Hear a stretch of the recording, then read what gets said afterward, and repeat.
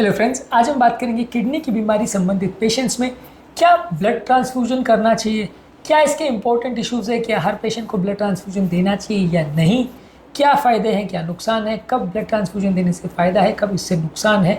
ये सारी चीज़ों पर हम बात करेंगे क्योंकि किडनी की बीमारी के पेशेंट्स में अक्सर हम ये पाते हैं कि ब्लड लेवल्स बहुत हद तक कम होते हैं, बॉडी में एरिथ्रोपोइटिन नहीं बनता है, आयरन की भी कमी होती है। इसकी वजह से हीमोग्लोबिन लेवल्स अक्सर बहुत कम होते हैं। बहुत सारे किडनी पेशेंट्स आपके पास आएंगे जहाँ हीमोग्लोबिन 5, 6, 7 के लेवल्स पर होगा। पर क्या ऐसे लोगों में ब्लड ट्रांसफ्यूजन देना सही है, क्या फ़ायदे हैं क्या नुकसान है, क्या इंपॉर्टेंट इश्यूज़ है, इसको डिस्कस करना ज़रूरी है। आज हम इसी चीज़ पर बात करेंगे। टॉपिक पर जाने से पहले जो लोग हमारे चैनल पर नए हैं मैं रिक्वेस्ट करूँगा कि चैनल को सब्सक्राइब करें, वीडियोज़ को लाइक करें, शेयर करें, फॉलो करें, कमेंट करें, पूरा देखें। टॉपिक इंपॉर्टेंट है, इसे एंड तक देखिएगा। चलिए शुरू करते हैं।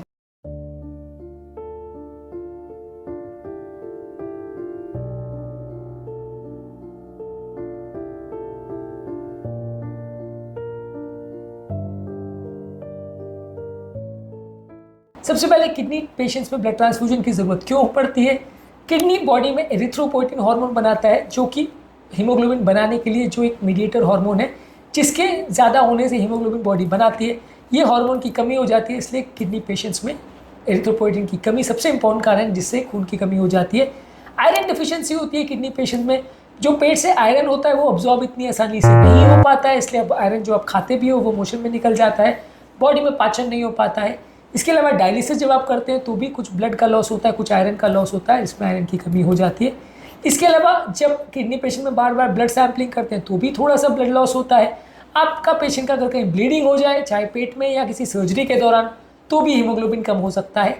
इसके अलावा कई बार इस तरह के पेशेंट्स में जब वो पेशेंट आपके पास आते हैं और खून की बहुत कमी होती है तो सिम्टम्स में आप देखते हैं कि बहुत ज़्यादा कमज़ोरी, सांस फूलना, हार्ट फेलियर के सिम्टम्स होना, चक्कर आना, हृदय की गति बढ़ जाना, हार्ट पर लोड पड़ना, ये सारे लक्षण देखने को मिलते हैं। ऐसे कंडीशन के साथ जब पेशेंट आपके पास आता है तो मन में एक बाइस क्रिएट होता है कि इनको ब्लड दे दिया जाए क्योंकि ब्लड की बहुत कमी है। नॉर्मली किसी व्यक्ति को अगर किडनी का प्रॉब्लम नहीं हो तो 8 ग्राम से कम अगर हीमोग्लोबिन होता है तो हम ब्लड दे सकते हैं। किडनी पेशेंट में क्या इशूज़ हैं ब्लड देने में। यदि हम बहुत ज़्यादा मात्रा में ब्लड देते हैं तो वैसे केस में ब्लड में जो मौजूद आयरन है वो बॉडी में बहुत ज़्यादा इकट्ठा हो सकता है एक्सेसिव ट्रांसफ्यूजन देने से। इसकी वजह से कई बार आयरन टॉक्सिसिटी हो सकती है और वो हमारे इंटरनल ऑर्गन्स को नुकसान पहुंचा सकता है।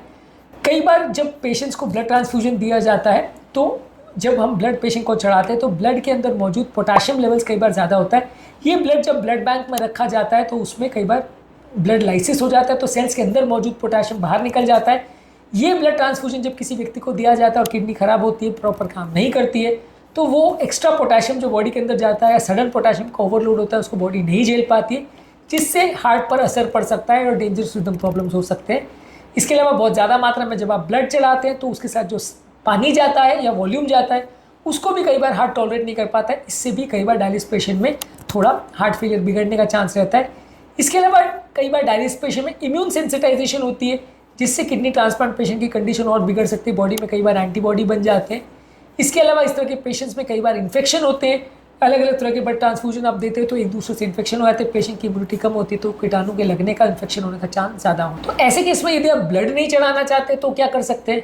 यदि सिर्फ आयरन की कमी है तो आयरन चढ़ा दीजिए, यदि B12 और फोलेट की कमी है तो वो चढ़ा दीजिए, वो अलग से दे दीजिए, उसके टैबलेट्स दे दीजिए।